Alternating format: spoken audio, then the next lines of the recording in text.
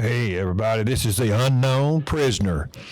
Now, what we picked up was step three, and we did a lot of talking about step three and all that.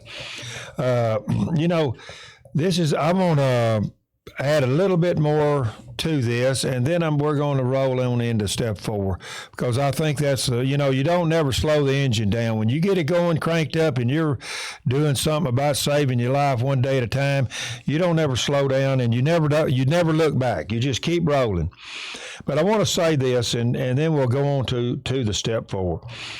I mean, this is part of step three. Our whole trouble has been the misuse of willpower. We had tried to bombard our problems with it instead of attempting to bring it into agreement with God's intention for us. To make this increasingly possible is the pure purpose of the steps that we're taking, and that step three opens the door to do. This is the whole purpose.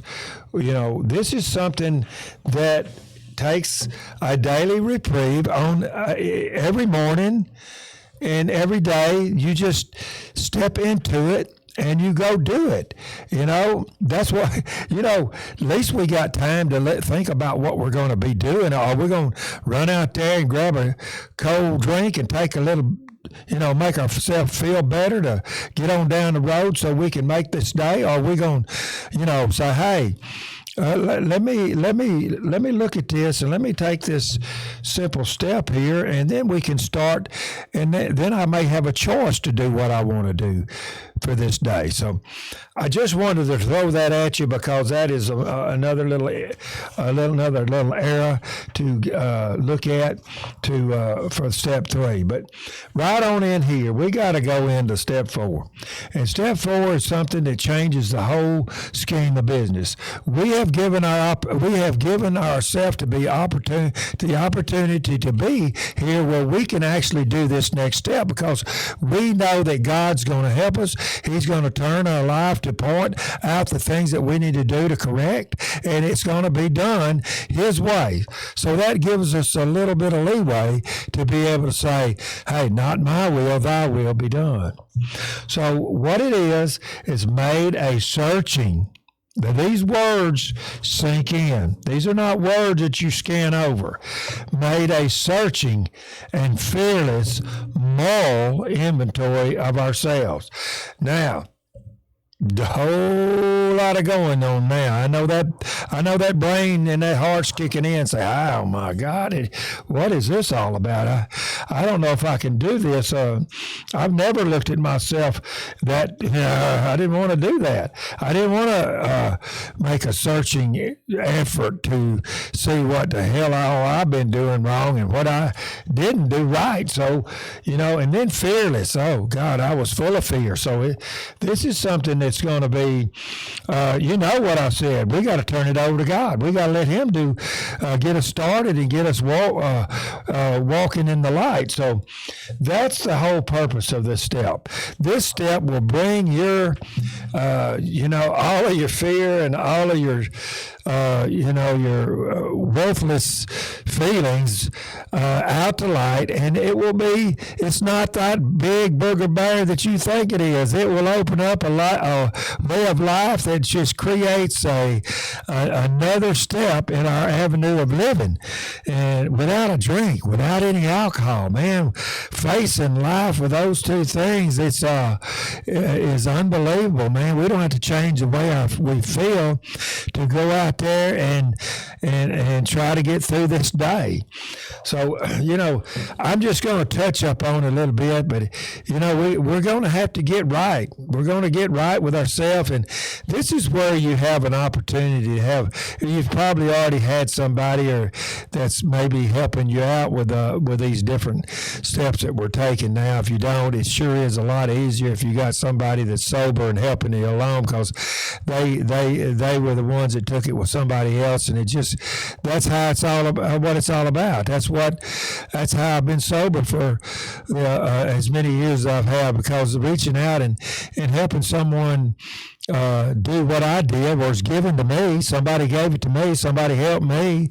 And, if you take it and you are selfish about it, what will happen is you'll get irritable and discontented, and all of a sudden you might need a drink to finish this sobriety trip out with. And you know what that is? That's a total way of life, and being drunk, and being in the way that we come out of it. We'll just go right back down into it, and the deeper it goes. Because as long as I've been sober, and if I don't stay close to the 12 steps in this way of life, I get to thinking those old crazy ideas of ways or doing something that I don't need to be doing. I'm not being honest with myself.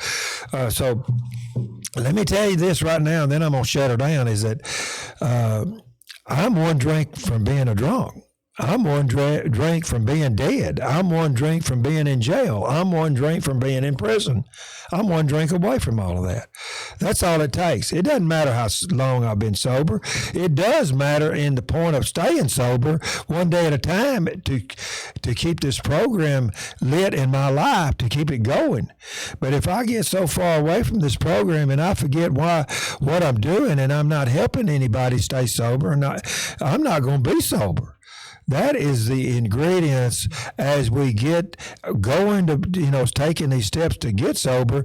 It's going to take us helping others to help them get sober. So it's a wheel, man. It's you going around and around.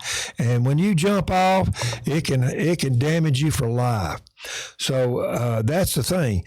As long as I've been sober in my lifetime today, I can think about, if I get away from this idea, this whole way of living, the spiritual way of living, I'll be maybe going out to a cookout or something like that on a Saturday night or Friday, whatever it is, and we got the barbecue and everybody else. Well, you got to remember, I deal with a lot of people that drink. I deal with a lot of social drinkers. I don't even want to think about a social drinker, but I never was one. But I do want to be able to be around people and have a variety of life. So if we'd be going over the barbecue and we're having a decent time and enjoying ourselves and eating and all that and socializing, I don't have to drink to do that. But all of a sudden, if I think one little thought that this alcohol, one drink, I just take one drink, everything about it be all right. It ain't no big deal. Everything's going to be cool. It might even help me, socialize a little bit. Just crazy thinking like that will it will kill you.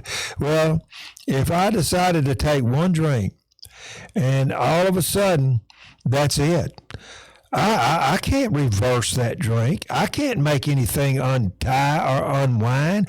I am going to go and I'm going to be taking another drink, because it sets off a craving that I cannot overcome.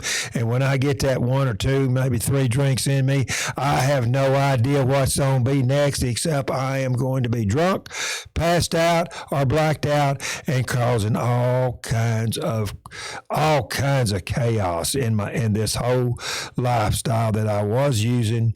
And now I'd been sober for years and years and years. And then I thought, well, man, one more drink ain't going to bother me. Well, that will probably wind up in jail time, if not death. So I just want to throw that out to you about, think about that 4-step a little bit. We're going to have to do that. We need to, we don't have to do anything really in here, but you want to stay sober? Do you really want to stay sober? It is the way that I have been sober so many years, and thousands and thousands and thousands just like me have been doing it. So look at here now. Here we go again. I'm after somebody else that's wanting to stay sober. So I'm off running that, and I'm going to catch him up before he gets to that next corner. I'll talk with y'all later. Thank you.